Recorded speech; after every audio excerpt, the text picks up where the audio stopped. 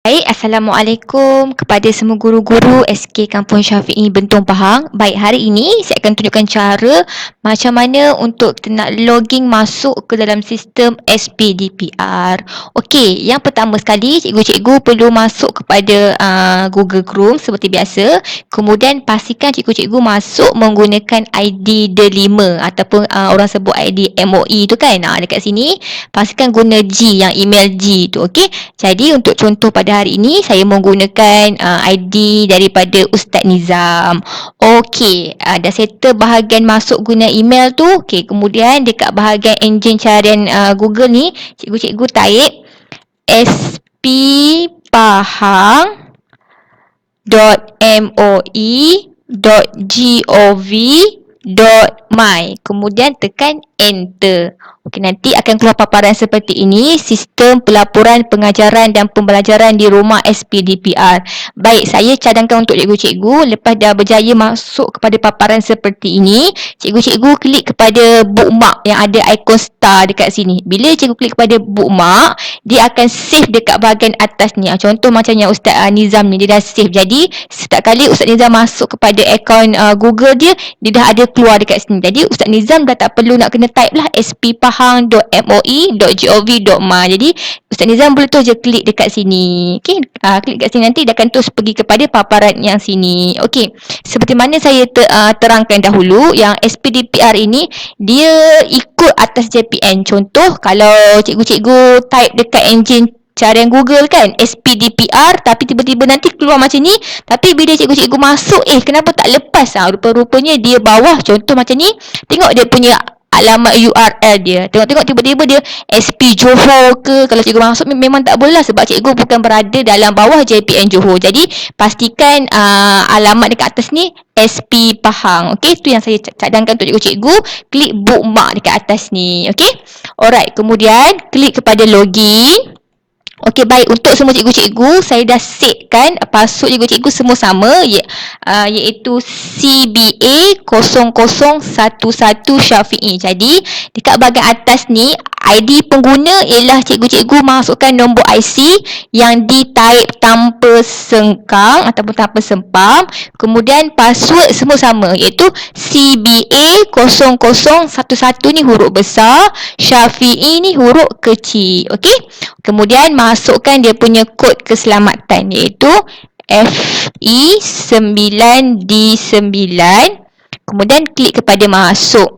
Okey, nanti cikgu akan pergi kepada paparan seperti ini. Okey, macam ni Okey, dekat sini saya terangkan.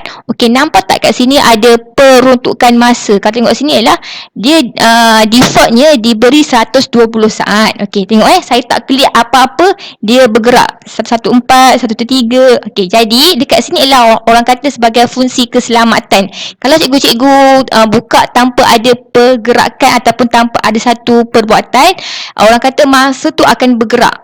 Tapi kalau cikgu klik gerak-gerak apa kan, nampak tak dia dah kembali ke mula 120 saat. Tapi ni cikgu jangan risau lah, kenapa tiba-tiba ada orang kata apa, peruntukan masa kan, jangan risau. Dia adalah orang kata apa, faktor keselamatan. Sebab dalam ni ada banyak data kita kan, jadinya kalau cikgu-cikgu tak boleh buat apa-apa, dia akan auto keluar. Okey, tapi jangan risau yang tu. Okey, kemudian cikgu-cikgu klik kepada bahagian sistem pelaporan PDPR. Klik dekat sini.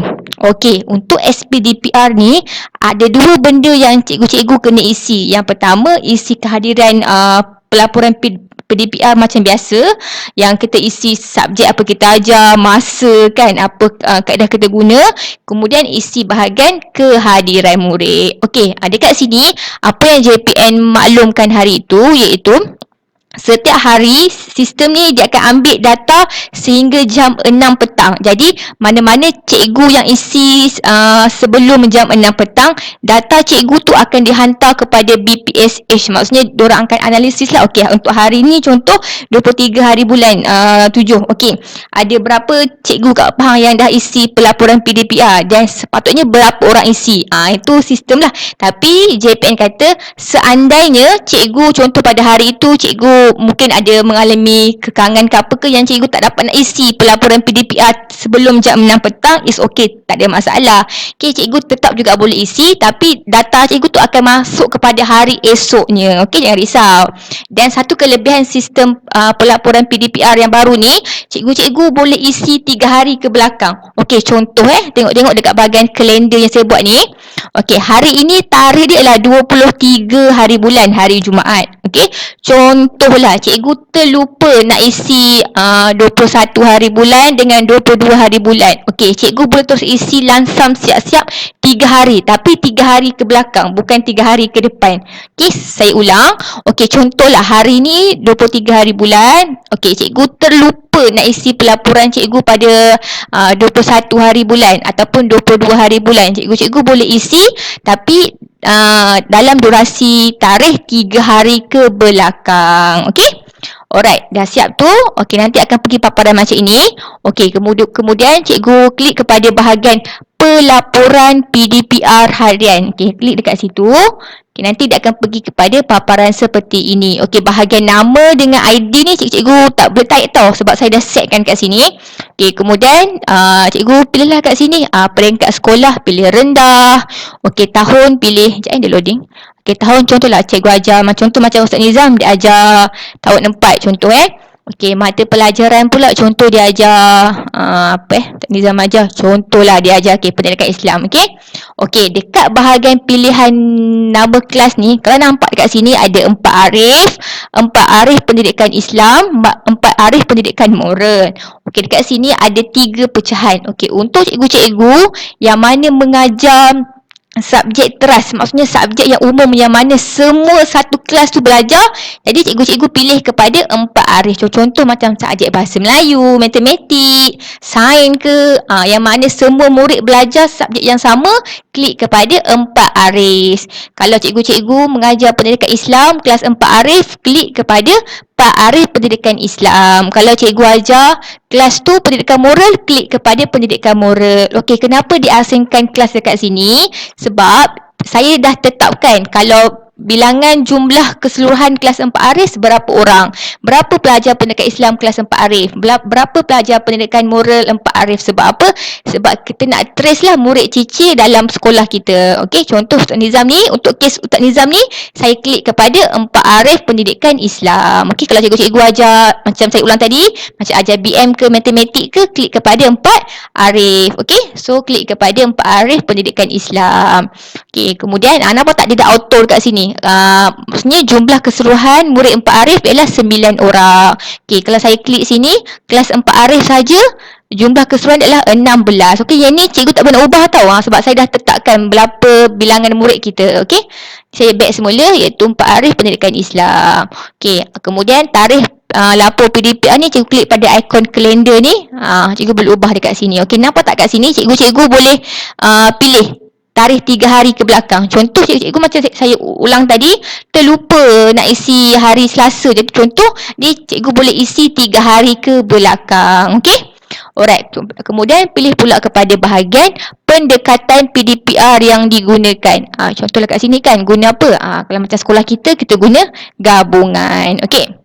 Alright, kemudian kita pergi kepada bahagian bilangan murid atau pelajar yang mengikuti PDPR. Okey, nyatakan kat sini berapa yang join secara dalam talian. Contoh saya buat sini ialah 4 contoh. Okey, kemudian yang isi secara luar talian ialah 5 orang kan, sebab jumlah keseluruhan adalah 9 orang. Okey, nampak tak dekat bahagian sini dia dah auto atau kira yang tidak mengikuti PDPR ni. Jadi cikgu-cikgu tak perlu nak kiralah berapa yang join, berapa yang tak join kan. Cikgu-cikgu hanya masukkan berapa jumlah yang join secara dalam talian dengan secara luar talian. Okey. Kemudian bahagian kaedah PDPR ni, cikgu-cikgu isilah kat sini kan. Kat sini macam dia kata PDPR secara dalam talian menggunakan platform selain D5. Kalau ada, buatlah ya. Kalau tak ada, buat tidak. Contoh ya. Okay, kemudian kaedah yang digunakan secara dalam talian, contohlah modul. Contoh okay, yang secara luar talian menggunakan modul.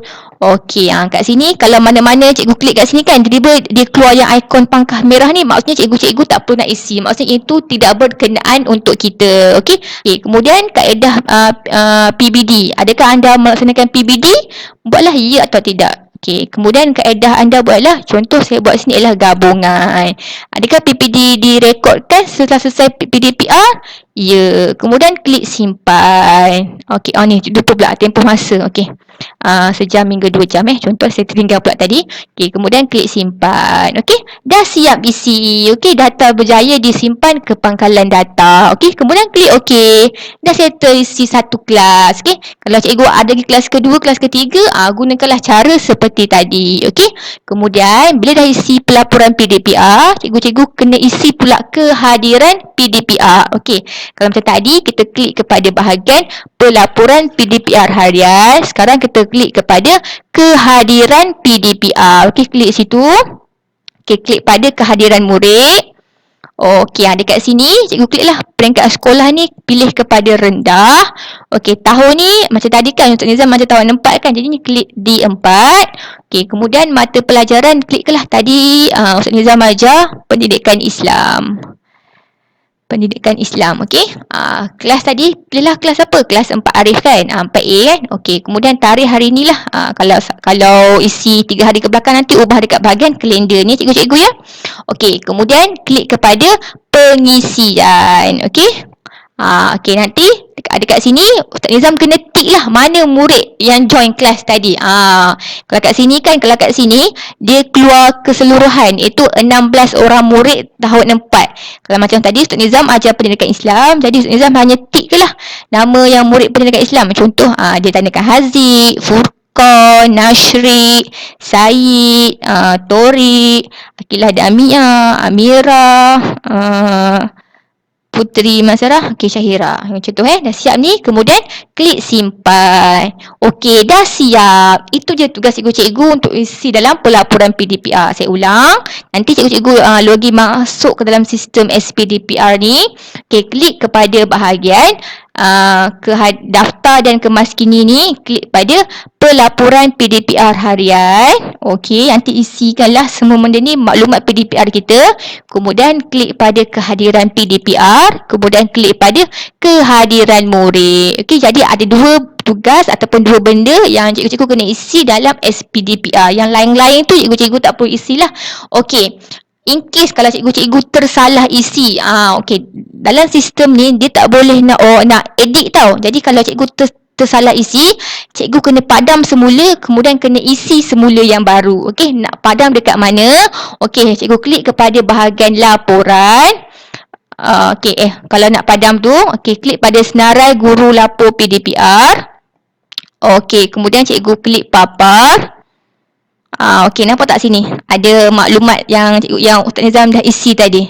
Okey? Kemudian kalau cikgu scroll sikit ke tepi sikit, ada ikon tong sampah dekat sini. Okey? Ingat kalau ini in case kalau cikgu tersalah isi lah kan.